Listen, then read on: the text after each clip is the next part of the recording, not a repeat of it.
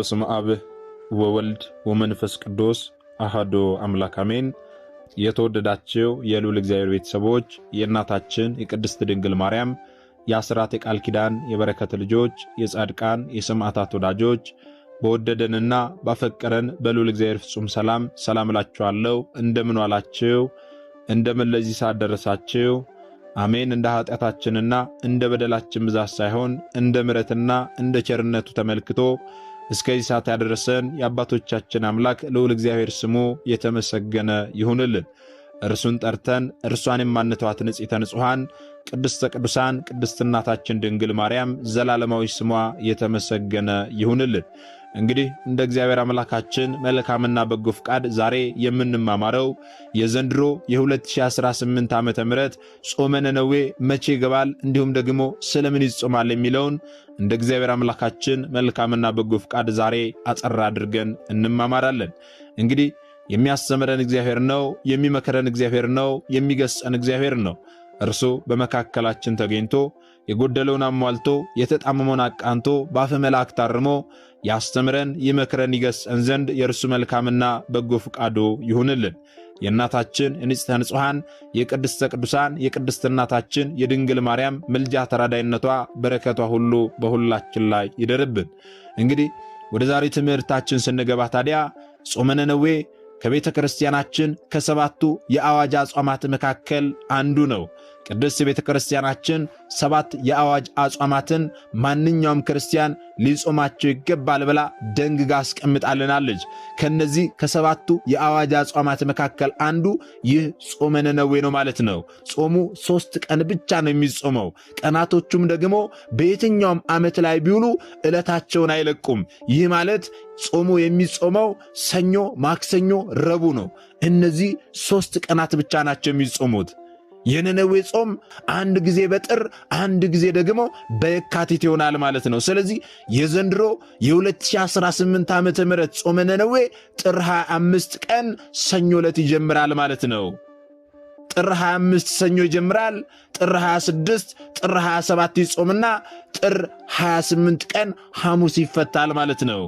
ታዲያ የቤተ ክርስቲያን አባቶች ይህንን ጾም እንድንጾም የወሰኑት ስለምንድን ነው ስንል ልትጠፋ የነበረች ነነዌን እግዚአብሔር አምላክ በጾም ምክንያት ይቅር ስላላት ይህንን አምላካዊ ይቅርታውን ለዘላለም ለማሰብና ዛሬም በዚህ ዓለም ከነነዌ የከፋ ርኩሰትና ኃጢአት ስላለ የነነዌን ሕዝብ ይቅር ያልክ አምላክ ዛሬም እኛን ይቅር በለን ብለን እግዚአብሔር አምላክን በጾም እንድንማጽነው ይህችን የ3 ቀን ጾም ጾመ ነነዌን እንድንጾም ስርዓት አድርገው ደንግገው አስቀምጠውልናል ማለት ነው።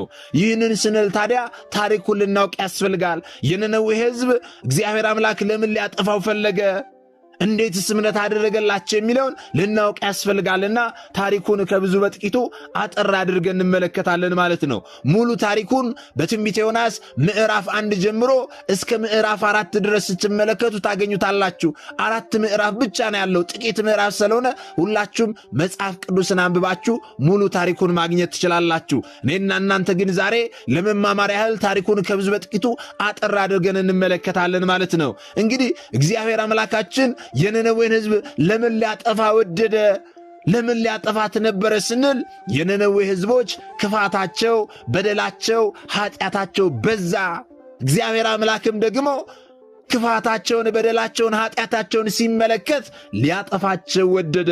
ነገር ግን እነርሱን ከማጥፋቱ አስቀድሞ ነቢዩ ዮናስን ላከላቸው። በትንቢተ ዮናስ ምዕራፍ 1 ቁጥር 1 ላይ ስትመለከቱ የእግዚአብሔርም ቃል ወደ አማቴ ልጅ ወደ ዮናስ እንዲህ ሲል መጣ ይላል። ተነስተ ወደዚያች ከተማ ወደ ታላቂቱ ከተማ ወደ ነነዌ ሂድ፣ ክፋታቸው ወደ ፊቴ ወጥቷልና በእርሷ ላይ ስበክ አለው። ልብ በሉ፣ የነነዌ ሰዎች በድለዋልና ላጠፋቸው ነው። ከማጥፋት ያስቀድሞ ግን ሂድ እናንተ ስበክ፣ አስተምራቸው፣ መልሳቸው ብሎ እግዚአብሔር አምላክ ነቢዩ ዮናስን ተናገረው። ነቢዩ ዮናስ ግን አንተ መሐሪነ ይቅር ባይነ፣ እኔ ወደ ነነዌ ከተማ ሄጄ ነነዌ ትጠፋለች፣ ትገለበጣለች፣ በ3 ቀን ውስጥ ትጠፋለች ብዬ ብሰብክ ባስተምር አንተ መሐሪ ይቅር ባይ አምላክ ነህና ከክፉ መንገዳቸው ቢመለሱ ምሕረትን ታደርግላቸዋለህ። ምሕረትን ስታደርግላቸው ደግሞ እኔ ሐሰተኛ ነቢይ ይባላለሁ፣ ውሸታም ነቢይ ይባላለሁ፣ ትገለብጣለች ትጠፋለች ብዬ የነነዌ ከተማ ባትጠፋ እኔ ሐሰተኛ ነቢይ ይባላለሁ ብሎ እግዚአብሔር አምላክ ወደ ነነዌ ከተማ ሂድ ሲለው እርሱ ግን ወደ ተርሴስ ይኮበልል ዘንድ ተነሳ። ልብ በሉ። ወደ ኢዮጴም ወረደ። ወደ ተርሴስም የምታልፍ መርከብ አገኘና ከእርሷ ጋር ከፍሎ ወደ መርከቢቷ ገባ። ወገኖቼ ከእግዚአብሔር ወዴት ይሸሻል? ከእግዚአብሔር ወዴት እንደበቃለን? ነቢዩ ዮናስ ሂድ የተባለበትን ትቶ እርሱ ግን ወደ ሌላ ቦታ ሊኮበልል ተነሳ። እግዚአብሔር አምላክ ሁሉን ያውቃል ይመለከታልና እርሱ የተሳፈረባት መርከብ ላይ ታላቅ ማዕበልን አመጣ፣ ታላቅ ነፋስን አመጣ። መርከቢቱ ልትሰበር እስከምትቃረብ ድረስ ታላቅ ማዕበል መጣ። በዚህ ጊዜ አብረውት የተሳፈሩ ሰዎች እጅጉን ደነገጡ፣ የሚያደርጉትን አጡ። መርከቢቷ ልትሰበር እስከምትደርስ ድረስ እየተናወጠች ነው። በዚህ ጊዜ ያላቸውን ሀብት ንብረት ሁሉ በመርከቢቱ ላይ ጭነውት የነበረውን ነገር ሁሉ ምናልባት ይህ ከብዶት ከሆነ ብለው ዕቃቸውን ሁሉ እያወጡ ወደ ባህር ወረወሩ። ነገር ግን ማድረግ የሚችሉትን ነገር ሁሉ ቢያደርጉም እንኳን ማዕበሉ ሊቆመላቸው አልቻለም። ይህ ሁሉ ነገር ሲከናወን ግን ነቢዩ ዮናስ በመርከቢቱ የውስጠኛ ክፍል ላይ ለጥ ያለ እንቅልፍ ተኝቶ ነበረ። እነርሱ ተጨንቀዋል፣ የሚያደርጉትን ነገር አጥተዋል። ነገር ግን ምንም ማድረግ ስላልቻሉ እንዲህ አሉ፣ ይህ ክፉ ነገር በማን ምክንያት እንዳገኘን እናውቅ ዘንድ ኑ ዕጣ እንጣጣል ብለው ዕጣ ተጣጣሉ። በዚህ በትንቢተ ዮናስ ምዕራፍ 1 ቁጥር 7 ላይ ስታገኙ ዕጣ እንደተጣጣሉ ይነግረናል። ዕጣውም ደግሞ በነቢዩ ዮናስ ላይ ወደቀ። በዚያን ጊዜ አንተ ማነ? ምንድነ? ይህ ሁሉ ነገር በእኛ ላይ ሲሆንብን አንተ ግን በመርከቢቱ የውስጠኛ ክፍል ተኝተሃል። እኛ የምናደርገውን ነገር አጥተናል። ዕጣም ተጣጥለን አንተ ላይ ወድቋል። ስለዚህ አንተ ምንድነ? ከማን ወገን? ሀገርህስ ወዴት ነው? ብለው ነቢዩ ዮናስን ጠየቁት። እርሱ ታዲያ እንዲህ አላቸው። ምዕራፍ 1 ቁጥር 9 ላይ ስትመለከቱ እኔ ዕብራዊ ነኝ፣ ባሕሩንና የብሱን የፈጠረውን የሰማይን አምላክ እግዚአብሔርን አመልካለሁ አላቸው። እነዚያ ሰዎች ከእግዚአብሔር ፊት እንደኮበለለ እርሱ ስለነገራቸው አውቋልና እጅግ ፈሩ። ይህን ያደረግከው ስለምንድን ነው አሉት። አሁን ምን እናድርግብህ? ይህ ሞገድ እንዲቆምልን ምን እናድርግ አሉት። ነቢዩ ዮናስ እንዲህ አላቸው፣ ይህ ታላቅ ማዕበል በእኔ ምክንያት እንዳገኛችሁ አውቃለሁና አንስታችሁ ወደ ባሕር ጣሉኝ፣ ባሕሩም የዛን ጊዜ ጸጥ ይልላችኋል አላቸው። ሰዎቹ ግን እጅጉን ፈሩ። ወደ ምድር ሊመለሱ አጥብቀው ቀሰፉ። ነገር ግን ምንም ነገር ማድረግ አልቻሉም። ባሕሩ እጅግ አብዝቶ ይናወጥ ነበርና ምንም ማድረግ ተሳናቸው። ስለዚህ ወደ እግዚአብሔር ጮኸው እንዲህ አሉ። ትንቢተ ዮናስ ምዕራፍ 1 ቁጥር 14 ላይ ስትመለከቱ አቤቱ እንደወደድክ አድርገሃልና እንለምንሃለን። አቤቱ ስለዚህ ሰው ነፍስ እንዳንጠፋ ንጹሕም ደም በእኛ ላይ እንዳታደርግ እንለምንሃለን አሉ። ይህንን ካሉ በኋላ ዮናስን ወስደው ወደ ባሕር ውስጥ ጣሉት። ባሕሩም በዚያ ጊዜ ጸጥ አለላቸው። ሰዎችም እግዚአብሔርን እጅጉን ፈሩ፣ ለእግዚአብሔር መሥዋዕትንም አቀረቡ፣ ስዕለትንም ተሳሉ። ልብ በሉ ወገኖቼ፣ ነቢዩ ዮናስ የእግዚአብሔርን ትእዛዝ አልቀበል ብሎ ቢኮበልል እግዚአብሔር አምላክ ደግሞ ታላቅ ማዕበልን አመጣበት ሊያስተምረው። ዛሬም ወገኖቼ ልናስተውል ያስፈልጋል። የመጽሐፍ ቅዱስን ታሪክ መስማት ብቻ ሳይሆን ሰምተን ወደ ራሳችን ሕይወት ልንመልሰው ያስፈልጋል። ዛሬም ሕግጋቱን ማንሰማ ሰዎች እግዚአብሔር አምላክ ሊያስተምረን ማዕበል ያመጣብናል። ዛሬ ትዳራችን በማዕበል የሚናወጥ ብዙዎች ነን። ዛሬ ዓለማችን በማዕበል እየተናወጠች ነው። ዛሬ ሥራ ቦታችን፣ ሕይወታችን ሁሉ በማዕበል ተናወጠብን ያለን ሰዎች ብዙዎች ነን። ለምንድን ነው ይህ ማዕበል ያገኘን ብለን ቆም ብለን ልናስተውል ያስፈልጋል። ነቢዩ ዮናስ ይህ ማዕበል የመጣባችሁ በእኔ ምክንያት እንደሆነ አውቃለሁ፣ እኔን አውጥታችሁ ጣሉኝ፣ ያን ጊዜ ማዕበሉ ይቆምላችኋል ያለው። ስለዚህ ዛሬ ይህ ማዕበል በእኔ ላይ ስለምን በረታ? ይህ ማዕበል በምን ምክንያት ነው በእኔ ላይ የመጣው ልንል ያስፈልጋል። ትዳራችሁ ሰላም ያጣ፣ ሕይወታችሁ የተመሳቀለባችሁ፣ ሰርታችሁ ገንዘብ ማግኘት ያልቻላችሁ፣ አግኝታችሁ ደግሞ ምንም ነገር ሳታውሉበት እየጠፋባችሁ የተቸገራችሁ ሰዎች ይህ ማዕበል ነውና እግዚአብሔር አምላክ ሊያስተምረን ያመጣብን ማዕበል ነውና ይህ ማዕበል በምን ምክንያት ነው ያገኘኝ? የትኛውን የእግዚአብሔርን ሕግ ተላልፌ ነው እግዚአብሔር አምላክ እንዲህ አድርግ ብሎኝ ያላደረግኩት ነገር የትኛውን ነው ብለን ቆም ብለን ራሳችንን ልናስብ ያስፈልጋል ወገኖቼ። በደላችን ኃጢአታችን ቢበዛ እግዚአብሔር አምላክ እኛን ከማጥፋቱ አስቀድሞ በማዕበል ሊያስተምረን ይሞክራል። ነቢዩ ዮናስ ሂድ ወደ ተባለበት ቦታ ስላልሄደ ማዕበልን አስነሳበት። ማዕበልን አስነስቶ በባህር ውስጥ ሲጣል በዚያ በባህር ውስጥ እንዲሞት አላደረገም። እግዚአብሔር አምላክ በባህር ውስጥ ታላቅ አሳ ነባሪ አሰናድቶ ጠበቀው። ወገኖቼ የእኛ አምላክ እርሱ ባዘዘን መንገድ እንድንሄድ ይፈልጋል። ነገር ግን ከመንገዱ ስንወጣ ወደ መንገዱ እንድንመለስ በብዙ መንገድ ያስተምረናል። እግዚአብሔር አምላክ በአንድም በሌላም ያስተምራል፣ የሰው ልጅ ግን አያስተውልም ይላሉ ሊቃውንት አባቶቻችን። አዎ እግዚአብሔር አምላክ እኛን በስንት ነገር አስተምሮን ገስጾን ይሆን? እኛ የትኛውን ሰምተን አስተውለን ይሆን ወገኖቼ? የሚከናወኑ ነገሮችን ሁሉ ልናስተውል ያስፈልጋል። ነቢዩ ዮናስ ኮብልሎ ወደ ሌላ ቦታ ሊሄድ ቢያስብም እግዚአብሔር አምላክ ታላቅ አሳ ነባሪ አሰናድቶ በአሳ አንበሪ ሆድ ውስጥ 3 ቀንና 3 ሌሊት እንዲቆይ አደረገው። ዮናስም በአሳ ሆድ ውስጥ ሆኖ ወደ እግዚአብሔር አምላክ ጸለየ። ትንቢተ ዮናስ ምዕራፍ 2 ቁጥር 3 ላይ ስትመለከቱ በመከራዬ ሳለሁ ወደ አምላኬ ወደ እግዚአብሔር ጮኽኩ፣ እርሱም ሰማኝ፣ በሲኦልም ሆድ ውስጥ ሆኜ ጮኽኩ፣ ቃሌንም አዳመጥክ እያለ ዮናስ ረዥም ጸሎት በአሳ አንበሪ ሆድ ውስጥ ሆኖ ሲጸልይ ቆየ። ወገኖቼ ልብ በሉ። እግዚአብሔር አምላክ ግን ሊያስተምረው ነው ይህንን ሁሉ ያደረገው። መጀመሪያ ማዕበል አመጣ። ከዚያ ከማዕበል ውስጥ እንዲጣል አደረገ። ሲጣልም ደግሞ ወድቆ እንዲቀር አይደለም እንዲማር ነውና አሳ አንበሪ አዘጋጅቶ በአሳ አንበሪ ሆድ ውስጥ 3 ቀንና 3 ሌሊት እንዲቆይ አደረገው። ልብ በሉ። በዚያ በ3 ቀን በ3 ሌሊት ውስጥ ግን ዮናስ ረጅም ጸሎት ወደ እግዚአብሔር ሲጸልይ ቆየ። ከዚያም በኋላ እግዚአብሔር አምላክ አሳ ነባሪውን አዘዘው። እርሱም ዮናስን በየብስ ላይ ተፋው። ሊሄድ ያሰበው ወደ ተርሴስ ነበረ። አሳው ግን ወደ ነነዌ እንዲሄድ አድርጎ ተፋው። ከዚህም በኋላ ለሁለተኛ ጊዜ የእግዚአብሔር ቃል ወደ ነቢዩ ዮናስ መጣ። እንዲህም አለ፣ ተነስተ ወደዚያች ወደ ታላቂቱ ከተማ ወደ ነነዌ ሂድ፣ የምነግርህን ስብከት ስበክላት አለው። በትንቢተ ዮናስ ምዕራፍ 3 ቁጥር 3 ላይ ስትመለከቱ እንደምታገኙት ቀድሞ ተነገረው። ነገር ግን እርሱ ወደ ሌላ ኮበለለ። እግዚአብሔር አምላክ አስተምሮት መልሶ ወደዚያች ከተማ ላከው። ዛሬኛ እግዚአብሔር አምላክ በሚፈልገን ቦታ ላይ ካልሆንን አሻፈረኛ አይሆንም፣ እዚህ ቦታ ላይ አይገባኝም አልቀመጥም ብንል እንኳን እግዚአብሔር አምላክ እንዴትም አድርጎ እዛ ቦታ ላይ ያስቀምጠሃል። ትላንትና በቤተ ክርስቲያን አገልጋይ የነበሩ ዛሬ ግን የራሳቸውን ሐሳብና ምኞት ብቻ ተከትለው ሥጋዊ ሐሳባቸውን ተከትለው በዓለም ላይ የወደቁ ብዙ ሰዎች አሉ። ዛሬም እግዚአብሔር አምላክ እንድንመለስ ብዙ ማዕበል አስነስቶብናል። ያንን ቆም ብለን አስበን ትላንት የት ነበርኩኝ?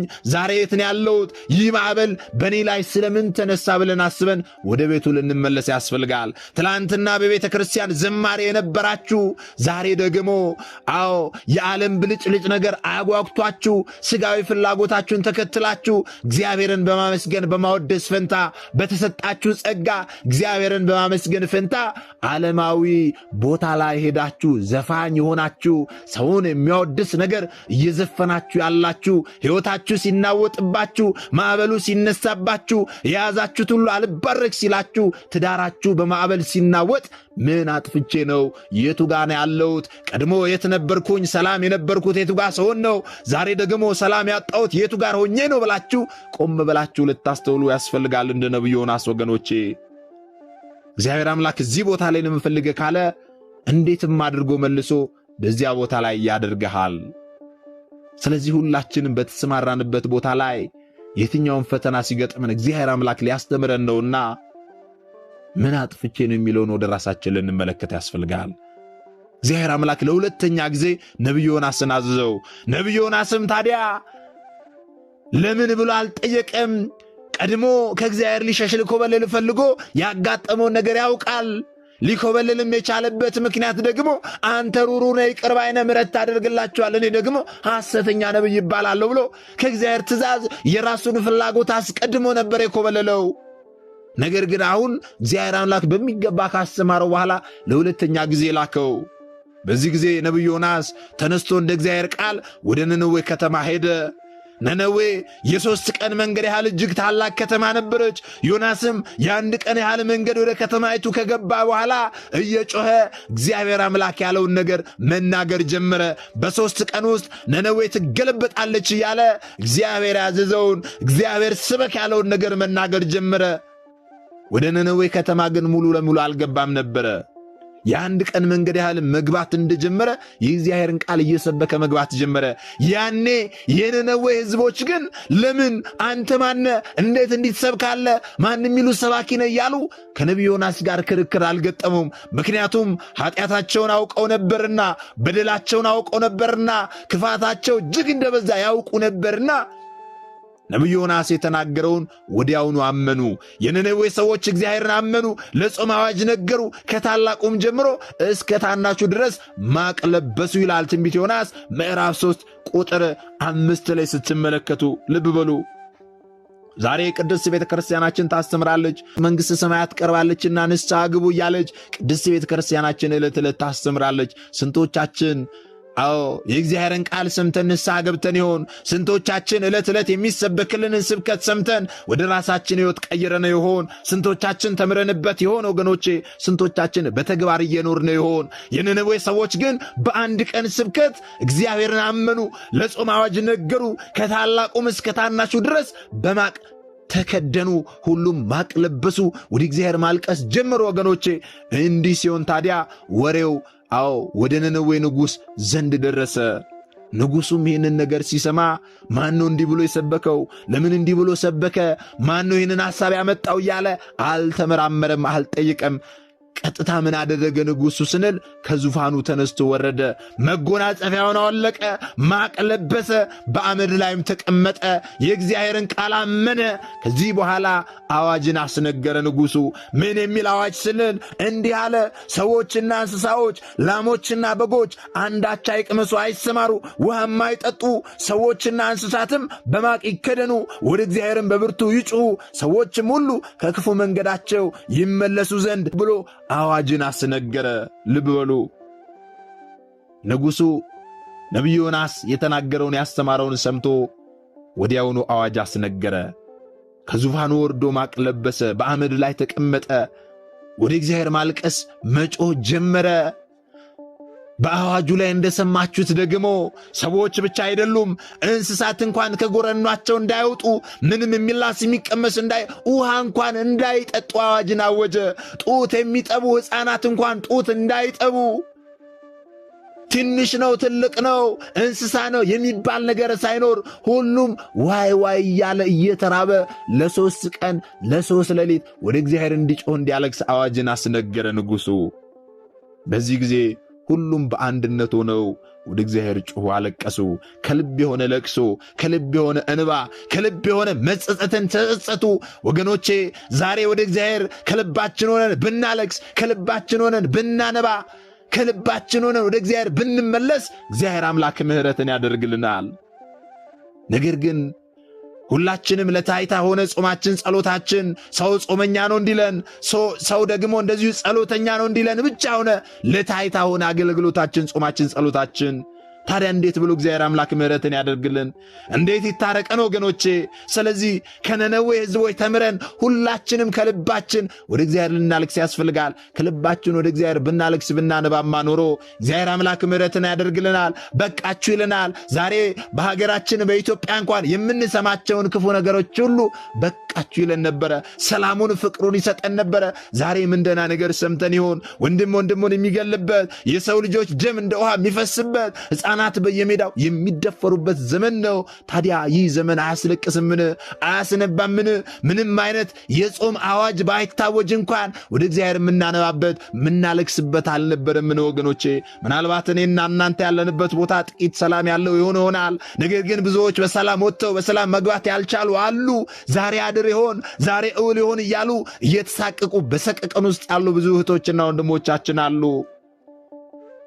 ታዲያ ይህ ነገር በቃችሁ እንዲለን አንፈልግም ወገኖቼ። አዎ በቃችሁ እንዲለን የምንፈልግ ከሆነ ቀን ስለረዘመ ስለበዛ አይደለም ወገኖቼ።